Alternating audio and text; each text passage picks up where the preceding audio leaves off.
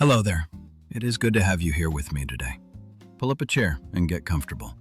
I have a fresh pot of coffee brewing, and I hope you have something warm to drink. I was looking out the window this morning, watching the way the wind was moving through the trees, and it got me thinking about real seasons. I am talking about that crisp, biting air that would turn your cheeks rosy in about 30 seconds flat. I am thinking about the days when the cold was not something to be annoyed by or hidden from, but something to be celebrated. It seems like nowadays, the moment the temperature drops, everyone rushes indoors to stare at screens. We live in climate-controlled bubbles, going from a heated house to a heated car to an office. I want you to close your eyes for a second and remember a different time.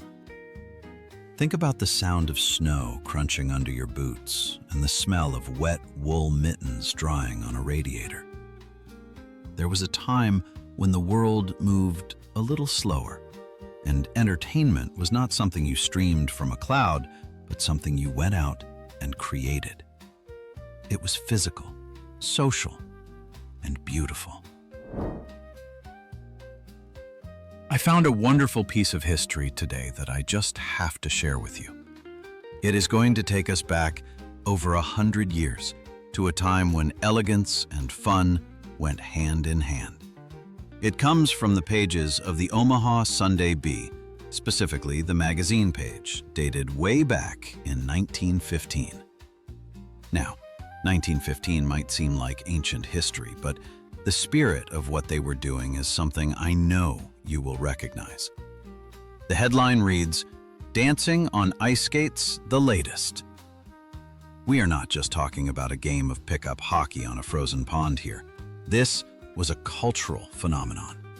The article talks about how fashionable society had become completely obsessed with what they called ice teas and dansons à glace. These were afternoon tea gatherings held at ice rinks, not the drink with lemon and sugar that you have on a porch in July. The article says that society matrons, debutantes, and gentlemen were flocking to these events morning, noon, and night. It says there is every indication that the new craze will be taken up by people of all ages. The article goes on to describe how the most famous hotels in New York City, places like the Biltmore, the Waldorf, and the Hotel Astor, were actually flooding their rooftops or building indoor rinks just to accommodate this craze. They were taking up the hardwood floors where people used to do the waltz or the foxtrot and replacing them with ice. It mentions that factories were running 24 hours a day in 3 shifts just to make enough ice skates to meet the demand. Everyone from the Vanderbilts to the Astors was strapping on blades. It describes wonderful scenes of people learning to waltz on ice, doing the 10-step, and figure skating in the most elaborate costumes you can imagine. This was not just exercise, but an event and a pageant. Reading this, I could not help but feel a deep, warm tug of nostalgia, not just for 1915, but for the entire era of skating and winter socialization that many of us grew up with. When you read about these ice teas, the first thing that strikes you is the civility of it all. In the article, they mention the intricacies of ice dancing and the beautiful creations of clothing made just for the occasion. Think about how we used to dress just to go out in public. You did not leave the house in pajama bottoms or sweatpants. Even if you were going to do something athletic like skating, you looked presentable. For the ladies, there were long wool skirts, a fur muff to keep the hands warm, and a stylish hat pinned securely against the wind. For the gentlemen, it was heavy wool coats, scarves, and perhaps a flat cap or a fedora. There was a dignity to leisure. You were part of a community, and you showed respect to that community by how you presented yourself. Think about the atmosphere of an ice rink back then, or even just the local pond. In this 1915 article, they talk about converting a cabaret called Castles in the Air into an ice palace. Even if you did not go to the Waldorf in 1915, I bet you have a memory of your own version of an ice palace. Maybe it was the town lake that the fire department flooded every December, or a frozen creek behind the barn. Today, entertainment is instant. You press a button and you are entertained. Skating took preparation. It started with checking the weather. You had to wait for it. You had to have patience because you could not force the ice. You had to wait for that stretch of below freezing days. There was an anticipation there that kids today rarely experience. I remember that feeling of waking up, looking at the thermometer and knowing today is the day. Then came the gear. Think back to your first pair of skates. Maybe they were hand-me-downs from an older brother or sister. Maybe they were double runners that you strapped onto your winter boots because you were not quite steady enough for a single blade yet. Or maybe you saved up your allowance for months to buy a pair of white figure skates or black hockey skates. There was a sensory experience to putting them on that I can almost feel right now. I picture the cold locker room or the wooden bench by the side of the pond. Your fingers were already a little stiff from the cold, and you had to pull those laces tight. You had to yank them until they bit into the leather, wrapping them around the hooks at the top. It was a struggle, but it was part of the process. Then there's the sound of walking on skates before you hit the ice. That awkward clacking on the wooden floorboards or the rubber mats made you feel like a giant clumsy duck waddling toward the water. The moment your blades touched the ice, the clumsiness vanished, and you were gliding. The article talks about the graceful nature of the sport, and they are so right. There is a freedom in ice skating that you just do not get anywhere else.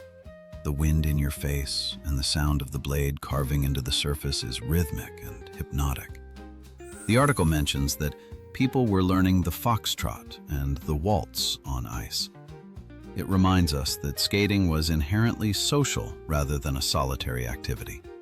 You went to the rink to see and be seen. You went to meet people.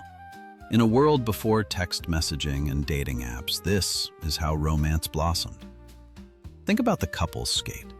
The lights might dim a little, or maybe the sun was just setting over the pond, casting that purple and orange winter glow. A boy would work up the courage to ask a girl to skate. They would cross arms, holding hands, maybe for the first time, and glide around the perimeter. There was no distraction because you could not look at a phone. You had to look at each other. You had to communicate through your movement, matching your stride to theirs. If one of you stumbled, the other was there to catch them. It required balance, trust, and moving in the same direction. I love that the article calls them ice teas. It suggests that after the skating, there was sitting and conversation. We have lost the art of the after activity. Today, people rush from the gym back to their cars, headphones in, eyes down. Back then, after an hour on the ice, your nose was running, your toes were numb, and you were exhausted in the best possible way. So you gathered. Maybe it was around a large drum with a fire in it by the pond. Maybe it was in a warming hut with a wood stove. Like the people in 1915, maybe it was in a tea room. You warmed your hands around a mug of hot cocoa or hot tea. You unlaced your skates and felt that immense relief as the blood rushed back into your feet, causing a tingling sensation. And you talked. You talked about the ice conditions, you laughed about who fell down, and you gossiped about the neighbors. You were present, and you were together. The article touches on the idea of skill. It mentions that plain skating is a very important preliminary to figure skating. It talks about practice, and notes that people were taking lessons to master the inside edge and the outside edge. That is another value from the past that feels like it is slipping away. We valued mastering a skill that takes time. Skating is not easy because you fall, get bruised, and look silly before you get back up. Back then, we understood that if you wanted to have fun, you had to put in the work. You had to practice your figure eights and strengthen your ankles. We did not expect to be experts on day one. There was a humility in it. We were willing to look foolish while we learned, and we cheered on our friends who were learning. I also think about the physical objects mentioned in this old newspaper. The skates themselves were made of leather and steel. They were heavy, durable, and meant to last. If they got dull, you got them sharpened rather than throwing them away. You took care of your things. I remember the smell of the oil used to keep the blades from rusting, and the way you would tie the laces together and hang them over your shoulder as you walked home. This story from 1915 about the Ice Teas paints a picture of a world that valued beauty. They wanted to make winter beautiful. They did not just want to survive the cold. They wanted to dance in it. They brought music onto the ice. It makes me wonder if we still make an occasion out of the simple things. We live in a world of efficiency now, where everything is about getting things done faster, cheaper, and with less effort. Reading this reminds me that efficiency is not everything. Sometimes the long way is the better way. Lacing up those boots took 10 minutes. Getting to the pond took a walk in the snow. Clearing the snow off the ice with shovels before you could even start skating took hard work. That work made the skating feel much sweeter. The hot cocoa tasted better because you were truly, deeply cold before you drank it. That is the secret that our generation knows. We know that the joy is in the contrast. You need the cold to appreciate the warmth, and you need the effort to appreciate the glide. When I look at this old grainy photo in the newspaper showing skaters in their long coats, arms linked, gliding across the ice at the Biltmore Hotel, I see a reminder. It is a reminder to slow down and dress up a little, even if it is just for ourselves. We should go outside, breathe the fresh air, and find a way to dance, even when the world feels frozen. It is a comforting thought that across the decades, the simple joy of moving, sliding on ice, and holding someone's hand to keep steady has not really changed. The fashions and the music change, but the feeling is timeless.